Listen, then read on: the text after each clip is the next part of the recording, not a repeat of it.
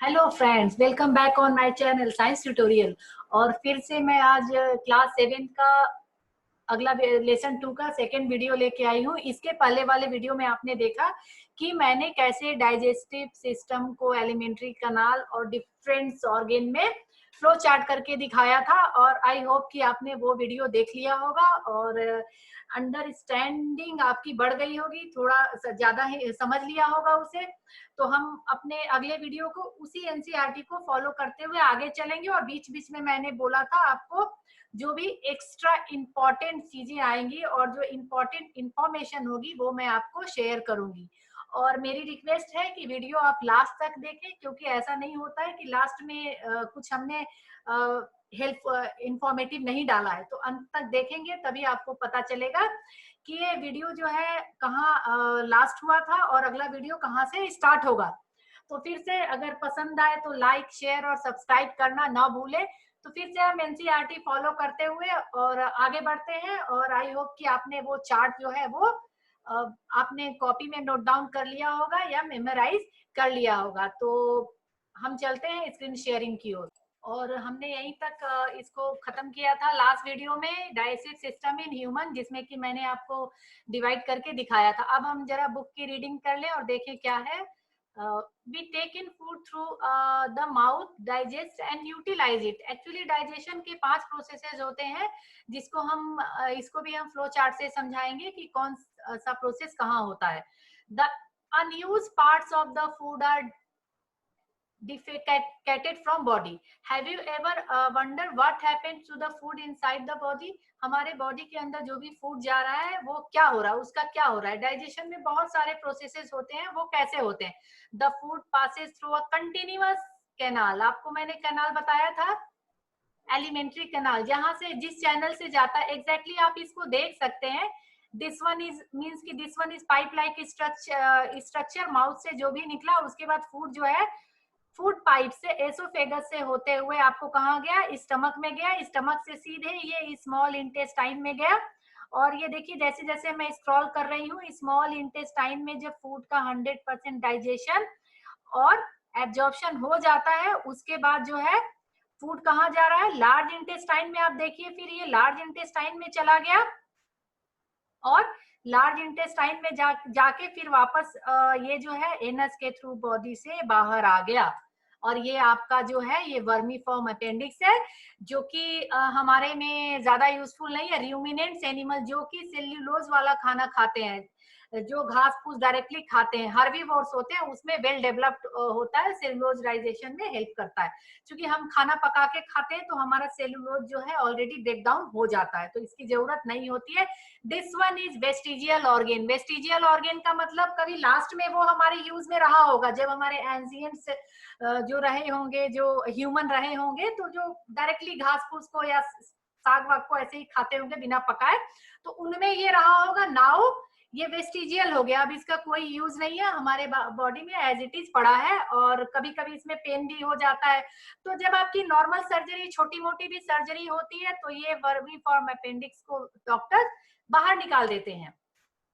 ठीक है, तो हमने देखा the food passes through a continuous canal. Canal जो हमने बोला ये है कैनाल, मतलब नली लाइक स्ट्रक्चर, इसको हमने कैनाल बोला।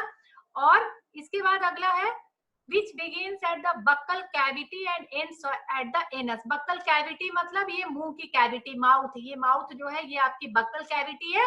और ये फिर लास्ट कहाँ से हो रहा है ये कैनाल, एनस पे हो रहा है। मैंने आपको येलो से हाईलाइट करके भी दिखा दिया, एक बार और हाईलाइट मैं कर देती हूँ। ये देखिए एक बार मैं आपको उससे कर दे रही हूँ तो आपको ज्यादा समझ में आएगा।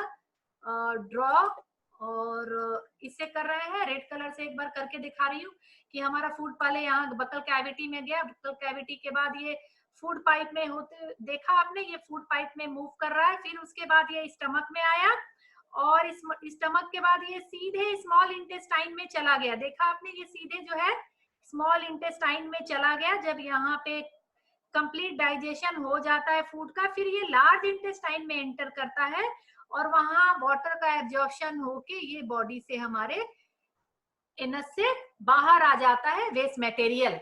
तो ये हमारा डाइजेशन फूड होता है। एक चैनल के थ्रू होता है।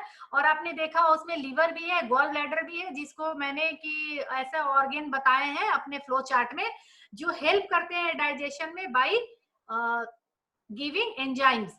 तो ये पेनक्रियाज है, ये 3 है जो हेल्प करते हैं हमें डाइजेशन में। तो इसके बारे में भी हम पढ़ेंगे। सबसे पहले हम देखें the canal can be divided into various compartments. Buccal cavity आपका मुंह का है। फिर खाना आपका फूड पाइप में गया। एक चीज और ध्यान रखिए, फूड पाइप और विंड पाइप, फूड पाइप और विंड पाइप दोनों पास पास होते हैं। और उन दोनों के ऊपर मैं थोड़ा सा इसको स्क्रीन शेयर करूंगी, व्हाइट बोर्ड करके दिखाना चाहती हूँ।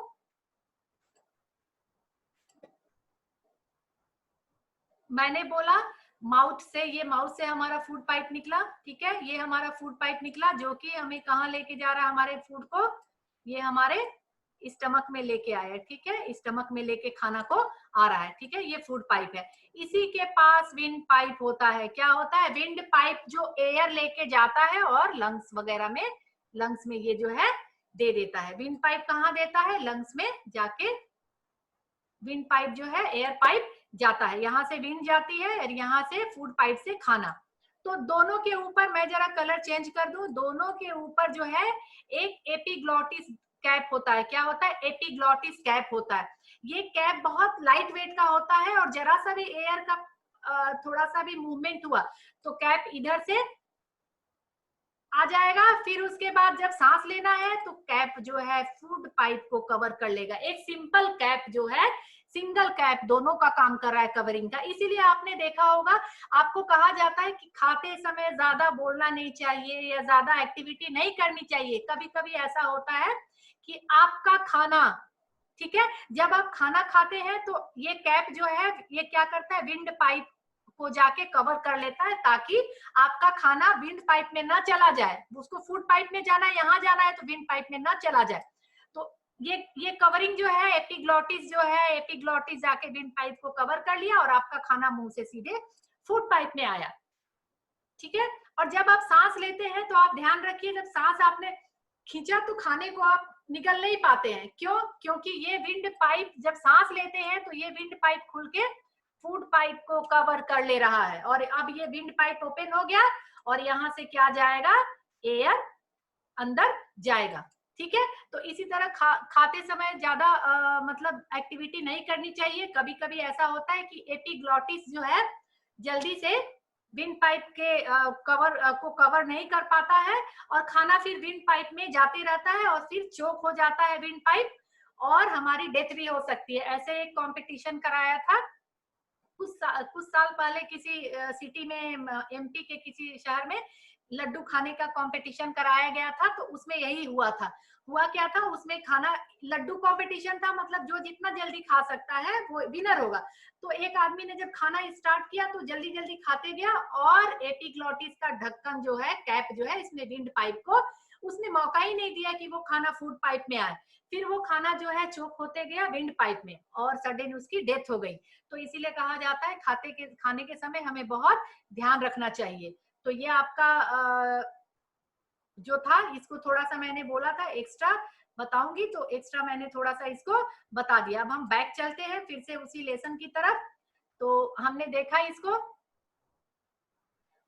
कहाँ थी मैं? The canal can divide into buccal cavity बता दिया। फूड पाइप एसोफेगस उसको बोलते हैं जहां पे कोई डाइजेशन नहीं होता है। फूड पाइप में डाइजेशन नहीं होता है, केवल एक नली है जहां से फूड का, ये नली है जहां से फूड का पैसेज हो रहा है। और इसमें पेरिस्टाल्टिक मूवमेंट होता है। इस फूड पाइप में पेरिस्टाल्टिक मूवमेंट होता है। अब पेरिस्टाल्टिक मूवमेंट क्या होता है और क्यों होता है, क्यों जरूरी है, ये मैं आपको अभी बता रही हूँ। थोड़ी देर बाद हम इसको देखेंगे।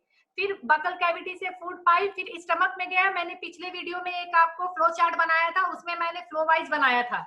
स्टमक के बाद सीधे स्मॉल इंटेस्टाइन, फिर लार्ज इंटेस्टाइन और फिर रेक्टम एंड एनस, ठीक है।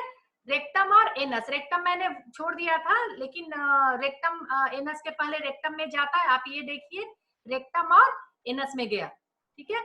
It is not a very long path. क्या ये इतना लंबा रास्ता नहीं है? फूड कहाँ कहाँ से जाता है? तो आपको पता है फूड डाइजेशन में कम से कम 2.5 से 3 घंटे लगते हैं। The food component gradually get digested as food travels through the various compartments. और हर compartments में food का digestion अलग अलग होता है.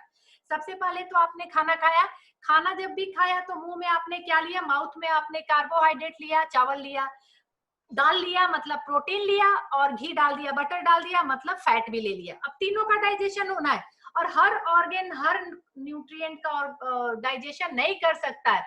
तो जब आपने तीनों एक साथ खाया, लेकिन खाना को आपने क्या किया, च्यू किया, सलाइवा ने टाइलिन निकाला, सलाइवा से टाइलिन निकला, सेलिवरी एमाइलेज निकला, सलाइवा से जो है निकला आपको एंजाइम, जो एंजाइम आपको केवल कार्बोहाइड्रेट पे काम कर रहा है.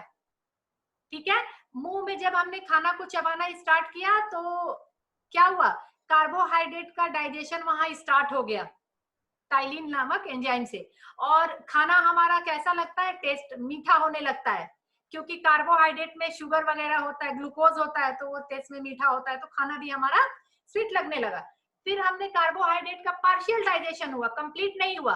फिर उसके बाद खाना फिर हमारा फूड पाइप से होते हुए खाना जो है हमारा सीधे स्टमक में आ गया.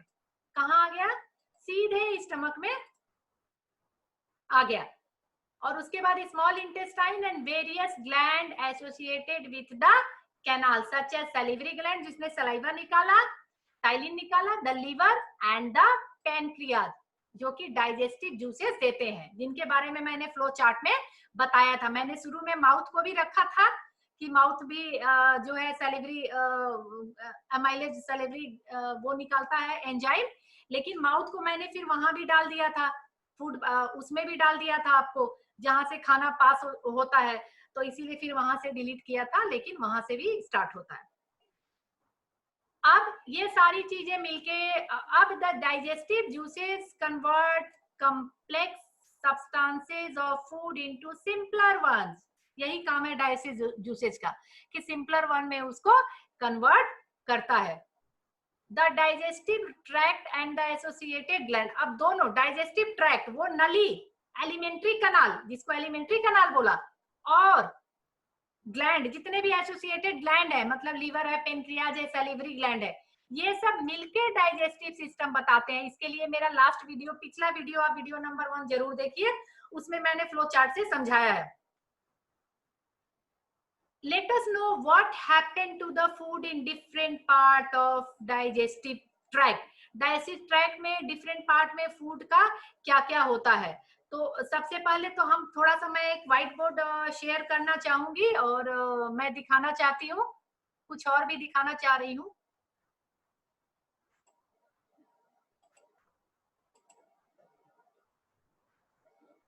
अब खोलते हैं व्हाइट बोर्ड.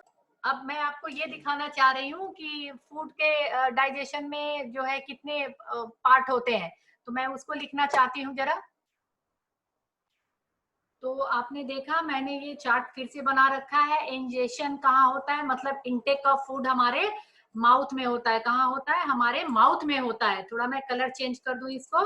डाइजेशन माउथ में होता है, स्मॉल स्टमक में शुरू हो जाता है, और स्मॉल इंटेस्टाइन में 100% डाइजेशन होता है.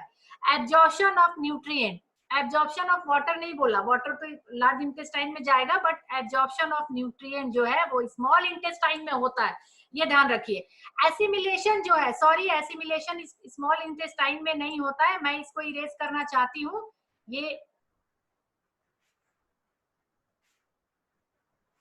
ये जो है आपके बॉडी सेल्स में होता है. कहाँ होता है, तो देखा आपने, एब्जॉर्प्शन स्मॉल इंटेस्टाइन में होता है. एसिमिलेशन मतलब यूटिलाइजेशन ऑफ, अब न्यूट्रिएंट कहाँ करते हैं, डिफरेंट बॉडी सेल्स में, वो फिर ब्लड के थ्रू सब बॉडी सेल्स में भेजा जाता है, जहाँ पे जिसकी जरूरत है वो यूटिलाइज करता है. और इजेशन, वेस्ट मटेरियल का इजेशन, बॉडी से बाहर जाना, एनस के थ्रू होता है. तो ये आप नोट लिख लेंगे. ये आता है, इंजेशन कहाँ होता है, डाइजेशन कहाँ होता है, एब्जॉर्प्शन कहाँ होता है, एसिमिलेशन में कंफ्यूज होते हैं. बॉडी सेल्स लिखेंगे, हर बॉडी सेल्स जो है उसको यूटिलाइज करता है. तो हम आगे देखेंगे. अब मैं आपको फिर से बुक शेयर करना चाहती हूँ.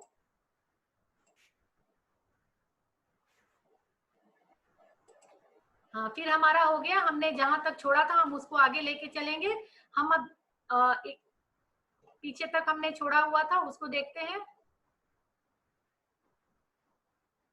जी हाँ, तो हमने ये बकल कैविटी हमारा करना था, the mouth and buccal cavity. Food is taken into the body through the mouth, mouth से ही हम फूड इंटेक करते हैं। The process of taking food into the body is called ingestion, अभी मैंने बताया माउथ से होता है।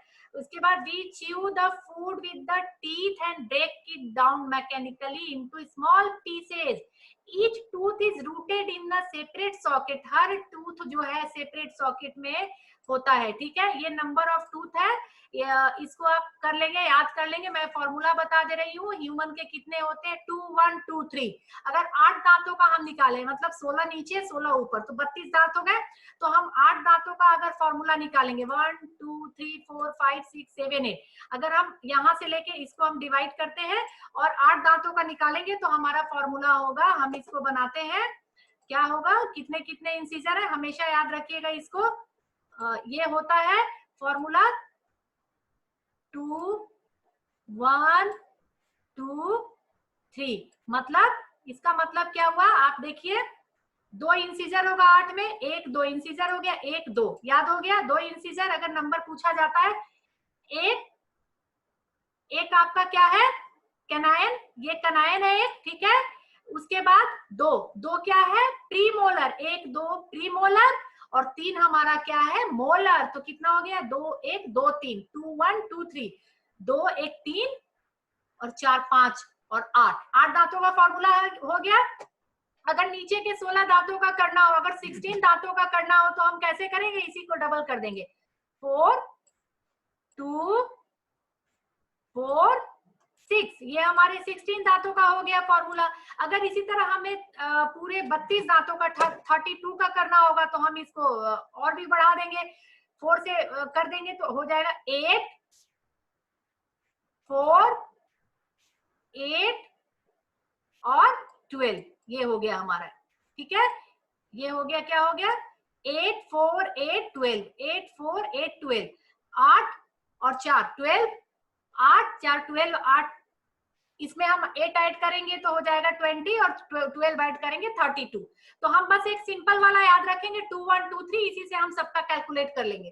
अगर 16 आपका आया टीथ का तो हम 16 का इसको डबल करके निकाल लेंगे, और अगर इसका आया 32 का तो हम 4 करके निकाल लेंगे, क्योंकि ये 8 में है, तो ये सिंपल मैथ है। तो हम बस एक का ही याद रखेंगे और वैसे सारा याद हो जाएगा। तो हमने देखा इंजेक्शन होता है और दांत जो है हर अलग अलग सॉकेट में होता है, गम में जो है टीथ गम में चिपका होता है। और इंसीजर का आपको पता है, सामने वाले जो टीथ है इंसीजर है, कैनायन जो है वो किसमें होता है, कार्निवोर्स में ज्यादा डेवलप होगा क्योंकि वो चिड़फाड़ का काम करता है। उसके बाद आपका अगला है, इसको ऐसे बोलते हैं ना, इंसीजर को कटिंग, और इंसीजर को कटिंग, कैनायन को टीयरिंग टीथ, और प्रीमोलर और मोलर को ग्राइंडिंग टीथ बोलते हैं, ठीक है। तो ये आपके टीथ के बारे में था। यहाँ पे ब्लू बॉक्स में देखे क्या है, do you remember about falling of your teeth some years ago. कुछ सालों पहले आपके दांत गिरे होंगे, स्कूल में गिरे होंगे, घर में गिरे होंगे, आपको याद होगा। The first set of teeth grows during infancy and they fall off at the age of 6 to 8 years. तो between 6 to 8 years these are termed milk teeth. milk teeth दूध के दांत, दूध के दांत जो गिरते हैं। the second set that replaces them are the permanent teeth. इसके बाद जो second set आपका निकलता है वो permanent teeth होता है। अगर accidentally वो break हो गया तो फिर आपका वो teeth दोबारा नहीं निकलता है। The permanent teeth may last throughout life or fall off during a old age. और old age में गिर भी सकता है या किसी dental cavity वगैरह लगने की वजह से भी हम remove करवा देते हैं। तो ये आपका दांतों का है, क्योंकि खाना हमारे माउथ में गया और माउथ में जो है टीथ ने क्या किया, खाने को काटा, फिर उसको मिक्स किया, ग्राइंड किया और पेस्ट बनाया। किसके प्रेजेंस में, सलाइवा, जो सैलिवरी ग्लैंड से सलाइवा निकल रहा है उसके प्रेजेंस में किया इसने। तो इसलिए टीथ का आपको पढ़ना है। इसके बाद है एक एक्टिविटी आपको दिया हुआ है, our mouth has a salivary gland which secrete saliva. Do you know the action of saliva on food? Let us find out. थोड़ा हम इसको भी थोड़ा रब कर ले। सबसे पहले तो हम क्या करेंगे इसमें, सबसे पहला हमारा टेक 2 टेस्ट ट्यूब, लेवल देम ए एंड बी। हमने 2 टेस्ट ट्यूब लिए। इन द टेस्ट ट्यूब में पुट 1 टीस्पूनफुल ऑफ क्या रखना है, बॉइल्ड राइस। एक में हमें बॉइल्ड राइस रखना है, उबला हुआ चावल। In test tube B keep 1 teaspoonful of boiled rice after chew करने के बाद। एक में हमने बॉइल्ड राइस रख लिया और एक में हमने क्या किया, पहले खाने को च्यू किया और तब उसको टेस्ट ट्यूब में रखा। जब हमने उसको 3 और 4 ml ऑफ वाटर, और दोनों में फिर हमने थोड़ा सा वाटर मिला दिया। Now for 2-3 drop of iodine solution. Iodine solution कहाँ यूज होता है आपको पता है, स्टार्च के टेस्ट में, कार्बोहाइड्रेट के टेस्ट में। तो in each test tube and observe why is there is a change in colour in the test tube. आपने देखा टेस्ट ट्यूब में जो कलर क्यों चेंज हुआ। Discuss the result with your classmate and your teacher. The saliva break down to the starch into sugar. ठीक है, आपको ये क्या था, आपने देखा कि बॉइल राइस में पर्पल कलर का आ रहा है टेस्ट, तो ये पॉजिटिव टेस्ट दिखा रहा है किसका, स्टार्च का। यहाँ प्रेजेंस ऑफ स्टार्च का ये पॉजिटिव टेस्ट दिखा रहा है। लेकिन जो हमने चबाया हुआ चावल रखा, खाना रखा, उसमें स्टार्च टेस्ट नहीं दिखा रहा है। क्यों, क्योंकि अब स्टार्च जो है वो टूट के सिंपल शुगर में कन्वर्ट होने लगा। सलाइवरी ग्लैंड से जो सलाइवा निकला उसके प्रेजेंस में स्टार्च जो है, डाइजेशन मुंह से ही स्टार्च का स्टार्ट हो गया, तो थोड़ा सा पार्ट स्टार्च का ब्रेक डाउन हो गया। इसी वजह से यहाँ पे स्टार्च का टेस्ट नेगेटिव आया। ठीक है, क्योंकि चावल में स्टार्च था तो मुंह में भी स्टार्च होना चाहिए अगर डाइजेशन नहीं हुआ अभी तो इसका मतलब कि डाइजेशन हमारा मुंह में स्टार्ट हो गया है और स्टार्च ब्रेक डाउन हो गया है, तभी इसका टेस्ट नेगेटिव आया। नहीं तो स्टार्च अगर अब होता माउथ में तो पॉजिटिव आना चाहिए था। The tongue is a fleshy muscular organ attached to the back to the floor of the buccal cavity. tongue का पता है आपको, it is free at the front and can be moved in all direction. Do you know the function of tongue? tongue क्या करता है, खाने को इधर उधर उलटता पलटता है और उसको मिक्स करता है। We use our tongue for talking, speaking, chewing food, हर काम के लिए हम यूज करते हैं। We also टेस्ट बर्ड हमारे टंग में होते हैं, सोर और बिटर और 4 टेस्ट बर्ड, स्वीट, सॉल्टी। ये 4 टेस्ट बर्ड भी हमारे टंग में होते हैं, इसी वजह से हमें खाने का टेस्ट पता चलता है। तो ये आपको जो है इसका मेन टंग का ये फंक्शन है। उसके बाद आपका आ रहा है टूथ डिके, जो कि मैं आपको अपने अगले वीडियो में दिखाऊंगी, क्योंकि ये वीडियो जो है ज्यादा लेंदी नहीं करना है, तो हम टूथ डिके को अगले वीडियो में दिखाएंगे। तब तक पढ़ते रहिए, समझते रहिए। Have a nice day. और फिर हम अगले वीडियो में मिलते हैं।